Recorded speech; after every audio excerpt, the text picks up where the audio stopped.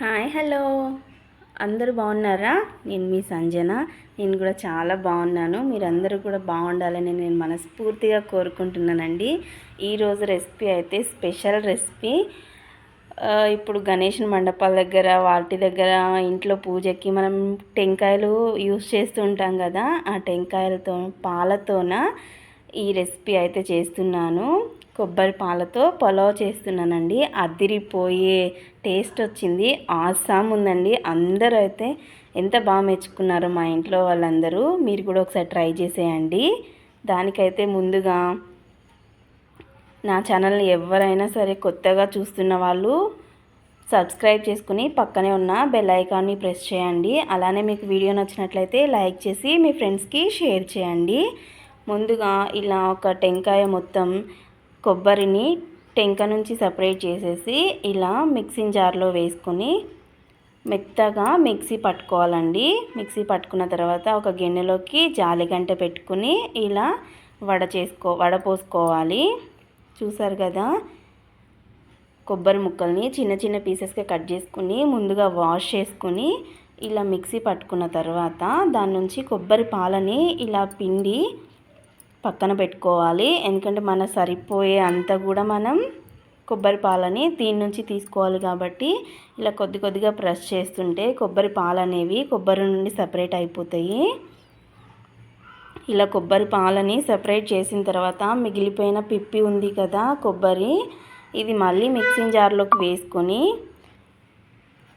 మరలా మనం మిక్సీ పట్టుకుంటే ఇంకా కొద్దిగా పాలు వస్తాయి. అంటే దీంట్లో కొన్ని వాటర్ పోసి మళ్ళీ మెత్తగా పేస్ట్ని గ్రైండ్ చేసుకుంటే ఇలా మళ్ళీ ఇంకా కొద్దిగా పాలు అనేవి దీని నుంచి మనకి ప్రొడ్యూస్ అవుతాయి.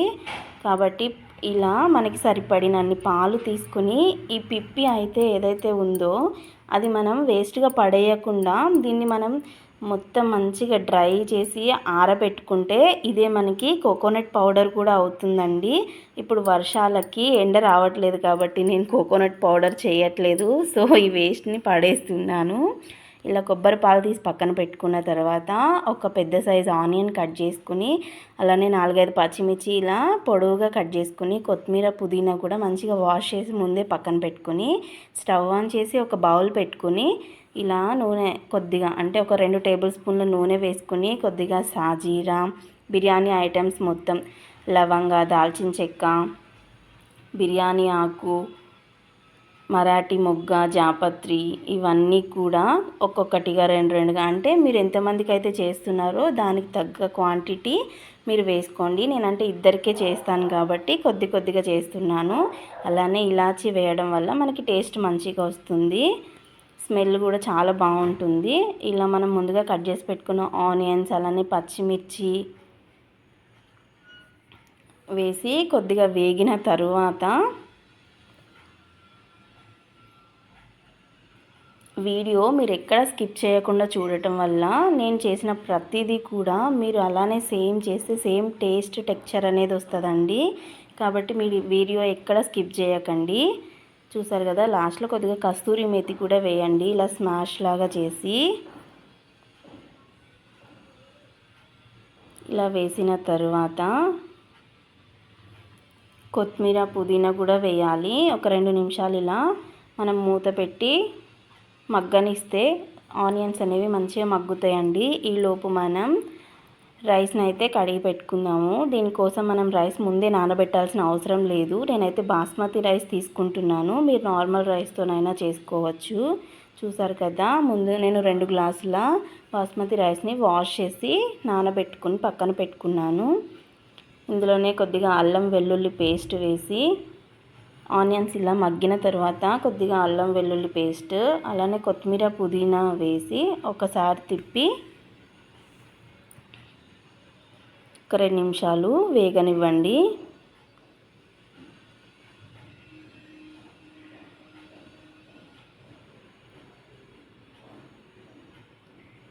ఇలా వేగిన తరువాత చూసారు కదా, మనం ప్లేట్ పెట్టి ముయ్యడం వల్ల త్వరగా అనేది మగ్గుతుందండి. ఇలా మగ్గిన తరువాత మనం ముందుగా ప్రిపేర్ చేసి పెట్టుకున్న కొబ్బరి పాలని ఒక గ్లాస్కి 2 గ్లాసులు పాలు పోయాలండి. ఓవరాల్గా ఒకవేళ 2 గ్లాసులు రైస్ అయితే కనుక 3:15 వాటర్ పోయండి సరిపోతుంది. 4 గ్లాసులు కదా మనం పోయాల్సింది, కానీ 3:15 పోస్తే రైస్ అనేది పొడి పొడిలాడుతూ చాలా బాగుంటుంది. ఇందులోనే రుచికి సరిపడిన సాల్ట్ కూడా వేసి బాగా మరగనివ్వాలండి. ప్లేట్ మూసిన తర్వాత ఇలా మరుగుతూ ఉండాలి. పాలు అనేవి మరిగిన తర్వాత ఒక్కసారి మీరు ఆ వాటర్ని చేతిలో వేసుకుని టేస్ట్ చేస్తే సాల్ట్ సరిపోయిందో లేదో అనేది మీకు అర్థమైపోతుంది. ఇలా బియ్యం కూడా కడిగి మనం నానబెట్టుకున్నాం కదా, ఆ బియ్యాన్ని కూడా వేసి ఒక్కసారి ఇలా కలుపుకోవాలి.